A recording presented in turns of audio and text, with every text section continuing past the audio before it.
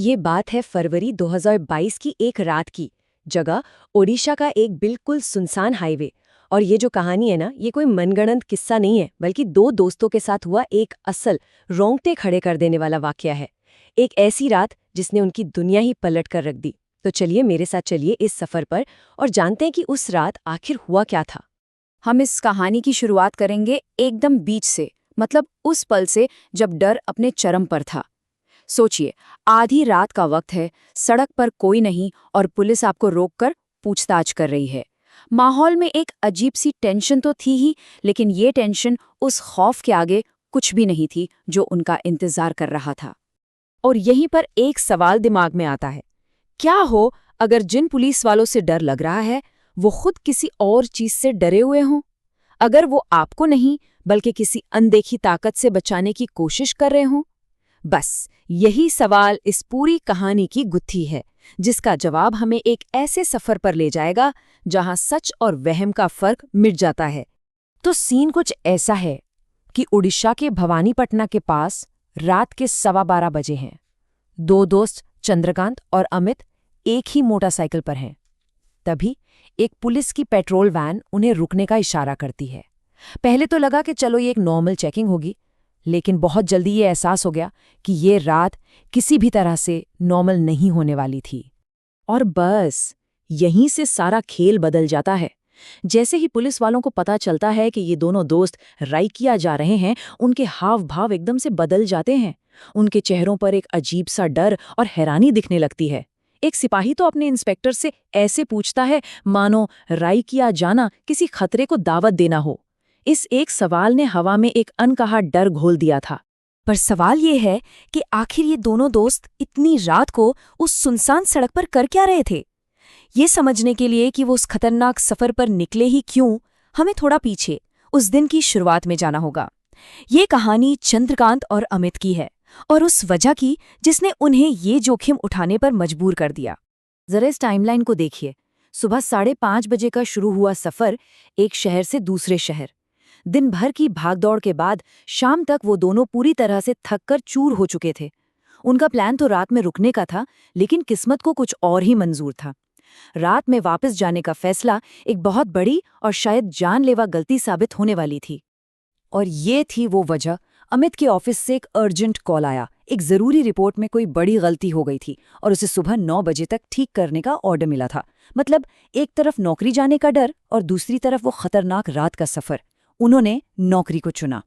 कहते हैं ना कि जब कुछ बहुत बुरा होने वाला होता है तो कायनात आपको इशारे देती है।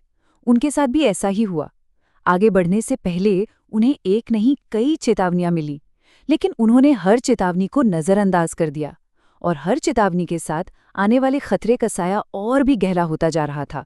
पहली चेतावनी मिली एक ढाबे पर एक अनजान ट्रक ड्राइवर से। जैसे ही उसने सुना कि ये लोग राइकिया जा रहे हैं, उसने साफ साफ कहा, बेटा आज रात यहीं रुक जाओ।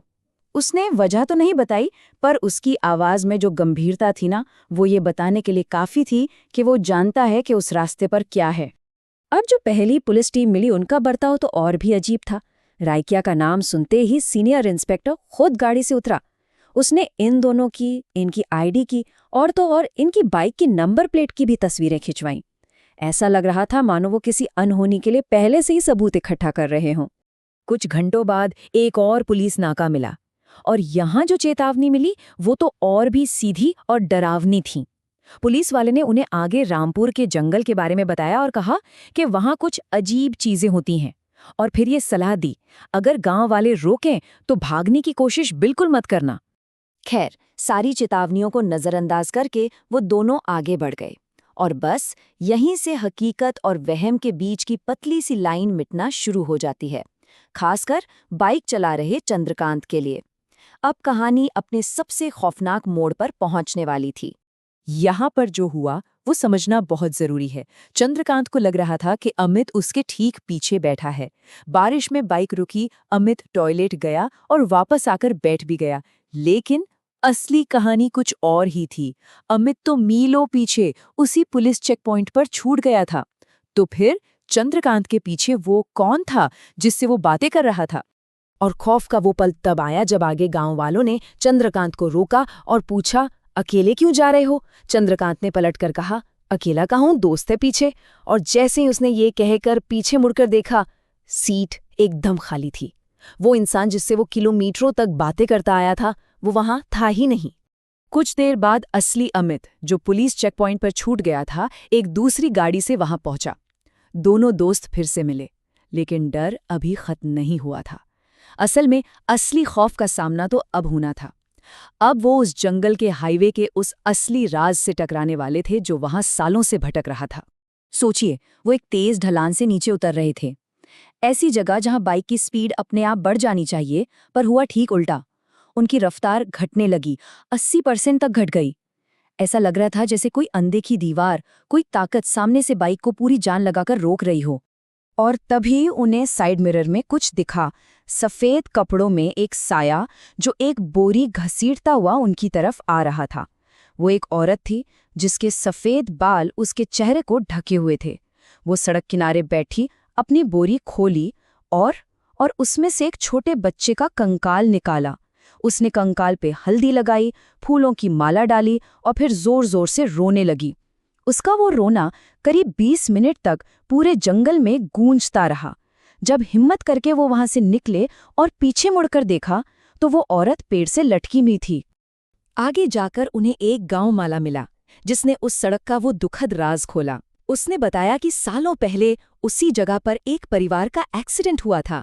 पति, पत्नी और उनकी 7 महीने की बच्ची, पति और बच्ची की मौत हो गई। उस औरत ने दुख में वहीं एक पेड़ से लटक कर अपनी जान दे दी, और तब से उसकी आत्मा उसी जंगल में भटक रही है। गांव वाले ने जो आखिरी बात कही, वो शायद इस कहानी का सबसे खौफनाक हिस्सा है।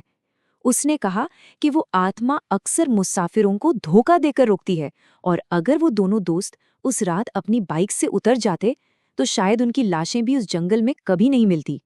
तो ये कहानी हमें एक बहुत गहरे सवाल पर लाके छोड़ देती है। वो ट्रक ड्राइवर की चेतावनी, पुलिस वालों का वो अजीब बर्ताव, क्या ये सब सिर्फ एक गट फीलिंग थी, एक इत्तेफाक था, या फिर ये किसी अनदेखी दुनिया के संकेत थे? आखिर एक बुरी आहट और एक भूतिया पूर्वाभास के बीच की वो लकीर कितनी पतली होती है,